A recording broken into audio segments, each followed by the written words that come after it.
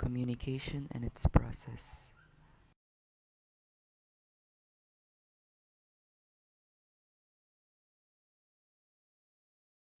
The process of communication. Stage 1. Sending the message. Speaker or sender is the source of the message that is encoded into symbols that are verbal and or non-verbal. Message is any information the speaker sender wants to communicate by using a medium.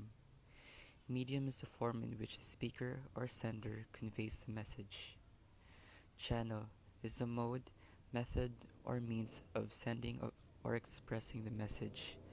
Five senses, sound and light waves, digital audio, and video signals.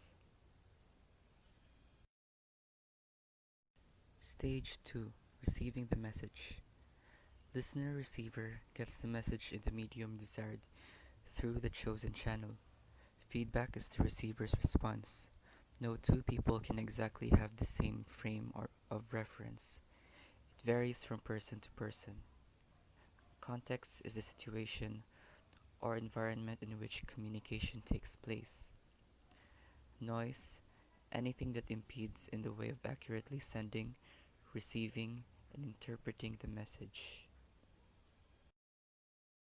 Here is an example of how communication works. Sender encodes the message from his thoughts first to convert it into words. The sender sends the signal by speaking through a channel such as air. The receiver receives the signal through his or her ears and encodes the message by using his or her thoughts. The receiver becomes the sender when it sends a feedback. The sender not only can communicate in a verbal way, but also in a non-verbal way, such as symbols, signs, and body gestures. Now let's tackle about how does communication work at home. Communication works the same way with how we use it in our everyday lives. One trait of communicating with your loved ones is to treat them with respect, speak with a gentle tone, and never raise your voice at them. In that way, you'll be able to communicate properly and sincerely. What you do at home could also be applied to what you do outside, so you must practice formal communication at home first, such as greetings and words that would likely cheer and raise their hopes up if necessary. Criticism is one of the most used ways of speaking to one another. If you want to criticize someone, don't use harsh words that could lower down their self-esteem, even if they're your family. Instead of cutting to the chase, be a little more considerate. Empathy is one of the most important advantage of communication. It bonds the relationship between people. Think of how they will respond first. There's a fine line of being straight out rude and giving someone constructive criticism. In that way, you'll not add even more fuel to the fire.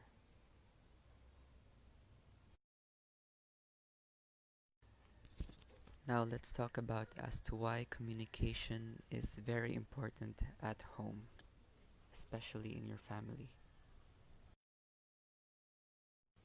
Communication within the family is extremely important because it enables members to express their needs, wants, and concerns to each other.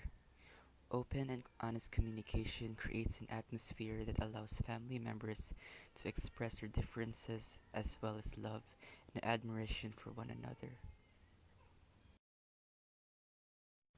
Sometimes, it may seem easier to look the other way instead of approaching a family member with a problem.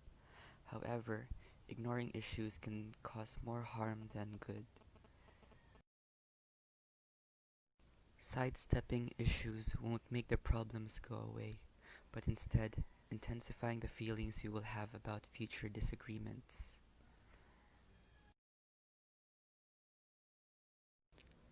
Understanding the importance of family communication will help you realize that while sweeping things under the rug may be easier, it's not the wisest thing to do in the long run.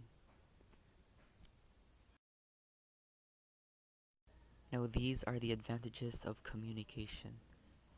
It is to help build trust, it is to prevent or resolve problems, it is to provide clarity and direction, it creates better relationships, it promotes team building, it increases a strong bond between people, it increases engagement, it improves productivity, you could be able to express your wants or needs, it helps express your feelings to someone, it is to improve your vocabulary, it helps improve your confidence by reaching out quite often, and it helps you become more vocal.